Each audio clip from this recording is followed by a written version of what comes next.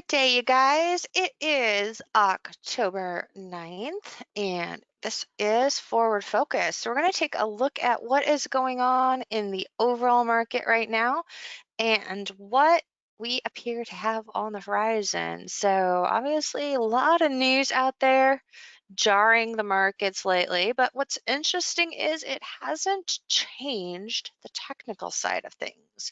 So folks aren't really that surprised that there is extra craziness going around right now. At least the market isn't.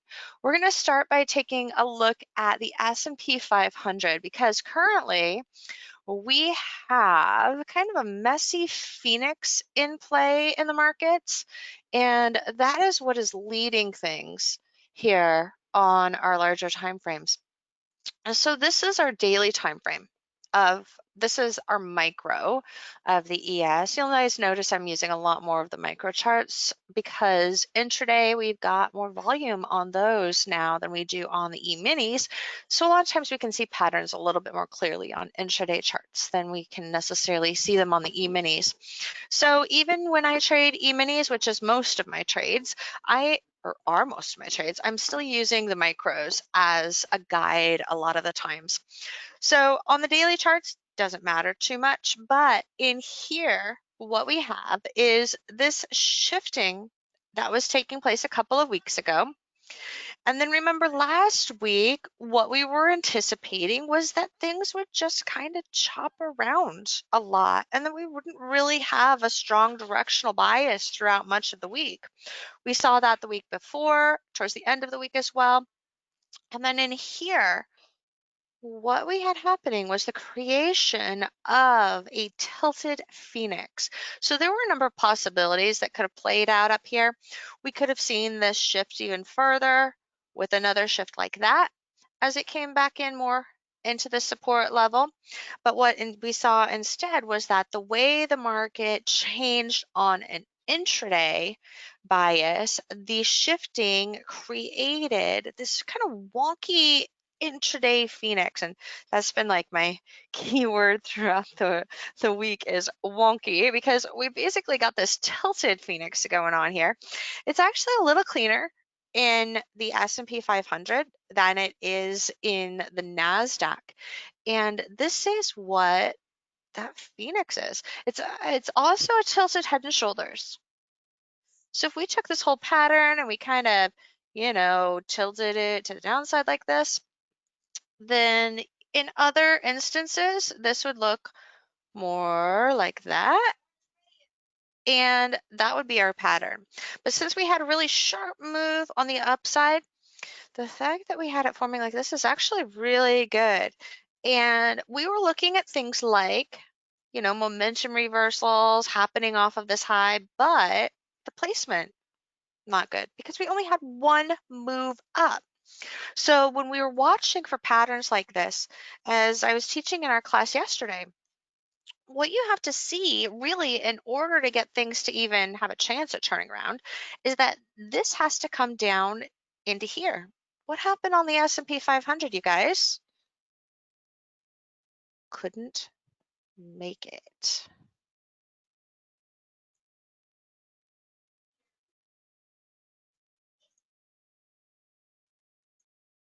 Yeah, it just could not make it to that level. Jeff, you've got a point. Jeff says, volume on the ES is a little bit higher than on the micro ES. Guess I'm used to looking at the NASDAQ more often as far as the micros go. I think there's a lot more interest in the micro NASDAQs. Again, this was just my observation on several of the days that I checked it. So especially after hours, we see a lot more. It's just smoother.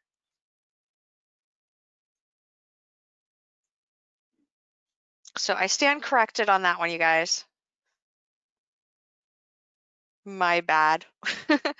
But what we've got going on here is that if you look at how this moved back in here, what we were talking about in League of Traders yesterday is that we need solid moves off of momentum reversals where you get the three highs that it's shifting.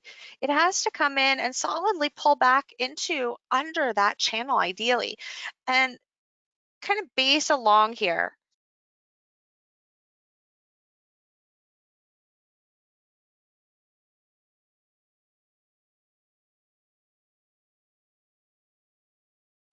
So let's take a look at another example of this here.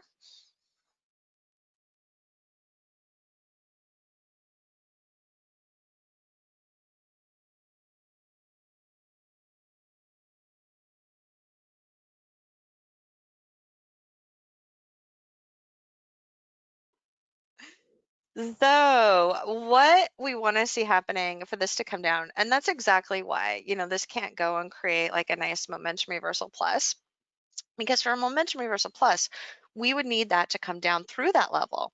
So most of them will pull into about here, and then it will go up and form the plus portion, and that will then lead to more strong side, downside.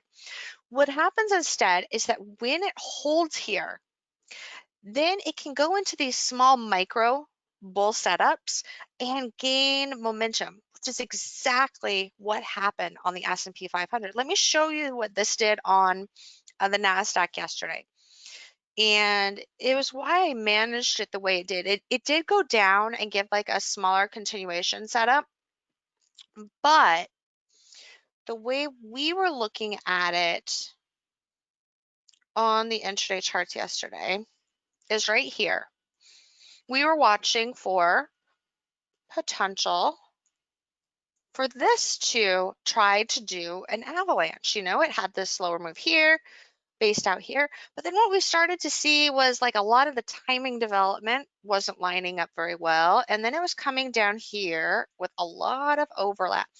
And notice where that base happened, right there. This did have a little extra blurb that was not expected. I only saw that coming once it got to the point like right here, where it looked like it could flush down again one more time. But overall, everything was now too far out. If you go and you look at what was happening in the Telegram channels for League of Traders, you'll notice that I posted a ton of charts with our timing development. And especially on the time frame charts, this is the tick chart. The time frame charts, this move looked like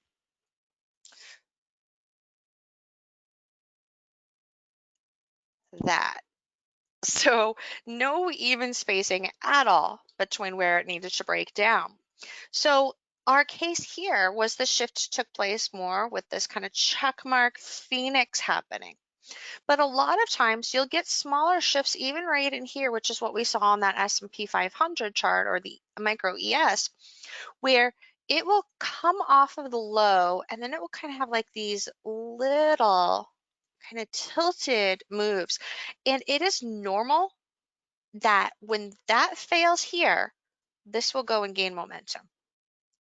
So you'll see I posted a number of warnings. Hey, watch out for our queen and our king, you guys, because even though it's not a pretty phoenix, it's tilted on the S&P, and then look at what it looked like on the NASDAQ. The NASDAQ is much messier. It went up like that, and then it shifted like this, and then it's trying to go.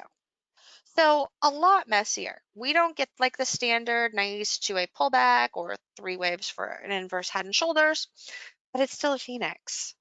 And when we look at what our potential extension levels are here, sure, we've got some little micro shorts in there going on, little intraday time frame things, but they're all going against what is happening on this bigger time frame. So if we look at like, I know Harvey was posting a shift in momentum that he was seeing earlier this morning. Let's see, I can't remember what time frame that was on.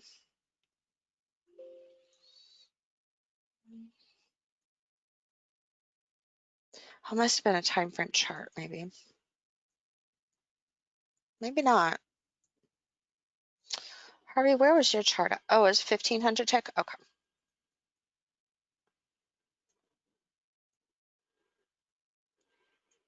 So what we were seeing was, really strong here, and then it was starting to slow a little bit. His chart looks like more like a consistent one. I'm going to go pull up Charlie's or Harvey's chart.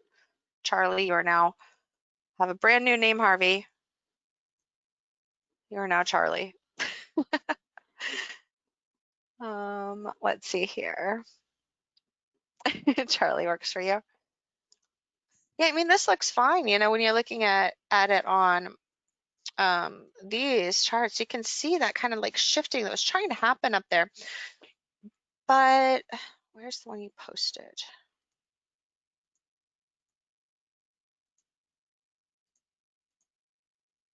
Oh, the one right before here.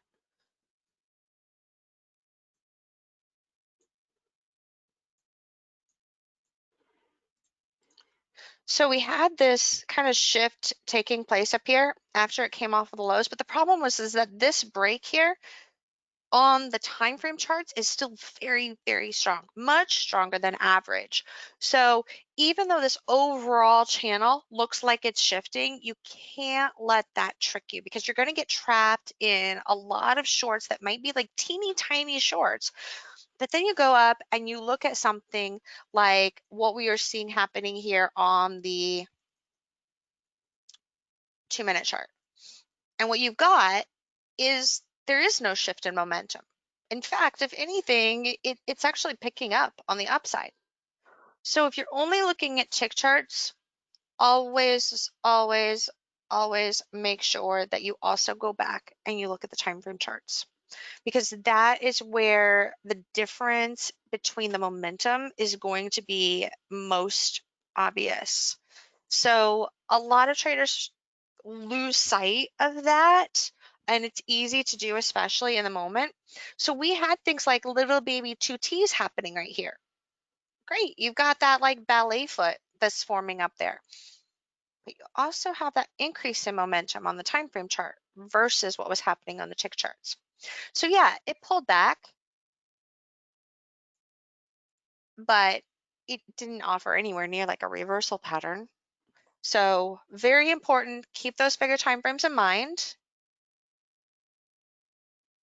I know if you're trading scalps a lot, it can be hard to flip your brain. So I always have that larger time frame up in the background on one of my charts up in a little corner, and it kind of helps keep me focused. So here, what we have is that this is actually starting to confirm our bigger Phoenix breakout with this checkmark pattern, and it's basically a kneecap. So what you have is that this is trying to do a 1, 2, 3.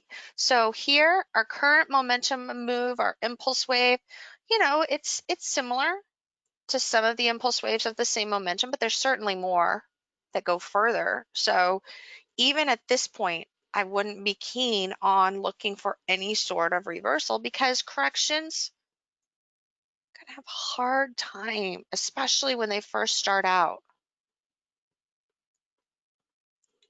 You'll always find exceptions where things, you know, seem to start to flip really well, but you'll notice that even those have a change in momentum. And when they don't, oftentimes it's because of news or something like the market on close just happened, and then you'll get like bam, bam, or like even here, there's actually a slightly lower low here, and then it starts to shift and creep up. It's not really just a massive turn and flip. And even if it looks like a flip, a lot of times it doesn't hold it. So that's what we've got to watch for, you guys, as we're going into the weekend here. There's nothing to show weakness coming in yet. Things are coming close to a measured move on the S&P 500. We saw that a few minutes ago. I'll post that chart again for you guys.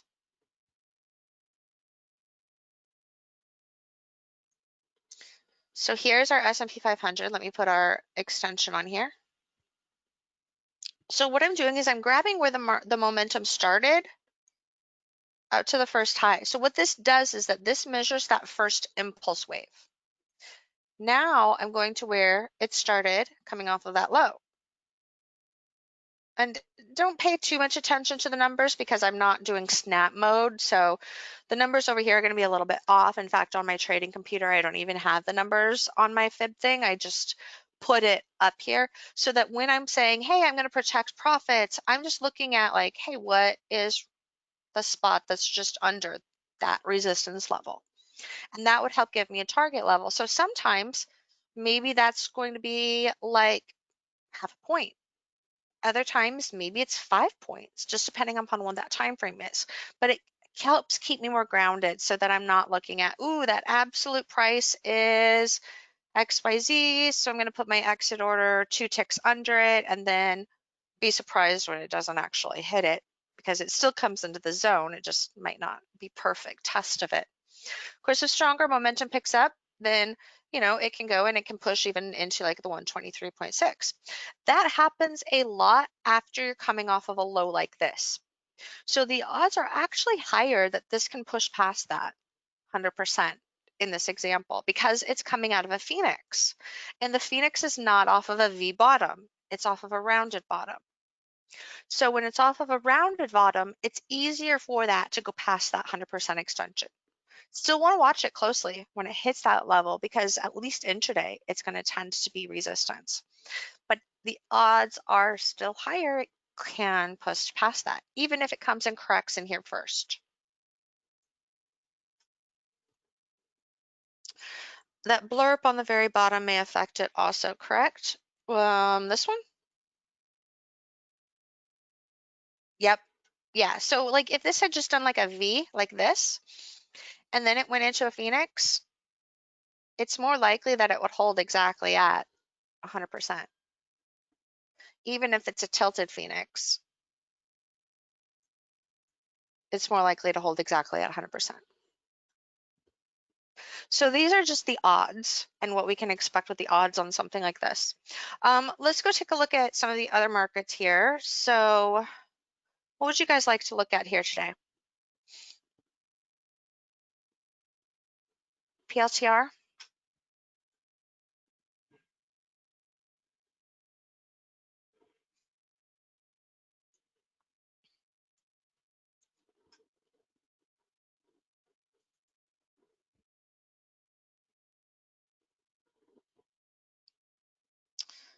And we've got IBM. Whoops, let me close this here.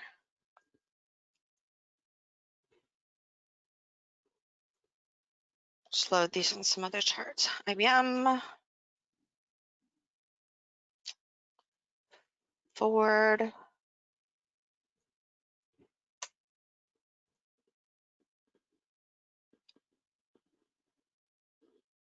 and the Loonie. We'll go look at the Loonie here in a few minutes too.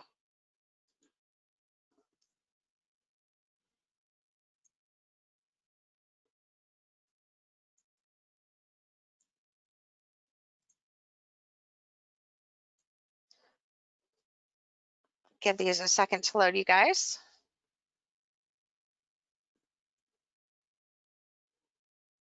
So PLTR here, this is an IPO. And the way it's starting is not terribly favorable to begin with on the intraday, because you do have that strong move down and then it's kind of holding about halfway. So what we need to see is how does it react in here? If it just kind of hangs on up here, and keep in mind guys, my charts are I don't know, 10-15 minutes delayed here for stocks on NinjaTrader, because I don't trade stocks on this platform. But if it hangs out up here, it can still pop up, but it might be slower, because this is an extreme momentum move back up here. And so that can be a slower move on the way back. But you do have, unfortunately, some pretty decent chance of it coming back down in here. And anything, holding down in here, that's gonna more likely to try to drive it down a little bit more. So right now it's not the best launch for this. I would be a little bit concerned. Let's go take a look at anything intraday, see if that looks a little more intriguing. Here's that shift in momentum that we like to see to get a buy set up, you guys. This is what we were looking opposite on what Harvey was doing. But again, when you look at the time frame chart, remember how extreme it was. So even though it's the same shift, just like what we saw with Harvey, where it led to a little bit of a bounce, it doesn't necessarily mean it can sustain it. So we've got this kind of slower start in here where it popped, and then it didn't do like a nice measured move on the way up. That would have been ideal. to help that go and eventually give like a stronger move up. That was the con that we had on the NASDAQ, remember? The NASDAQ popped up and then it kind of played around up there and then it pulled back. It was still able to go later, but it makes it more iffy. And so that's what's going on here with PLTR2. So far not really, much in here. I would want a longer base for Phoenix. Maybe something like an inverse head and shoulders, or even to come back down in here with another third low or something like that. Maybe it does like a shallow avalanche and comes back down. That would look like, let me kind of clear this. If it goes like this, you guys, there's a greater risk that could break back down. But remember, you want that even distance between the lows, and ideally that amount of time development would be about the same. And so then if it broke there, that could bring in another round of selling back into this zone here. So kind of iffy here intraday, I would be staying away from this on an intraday chart right now. Give it a couple more days and then we can look at it again.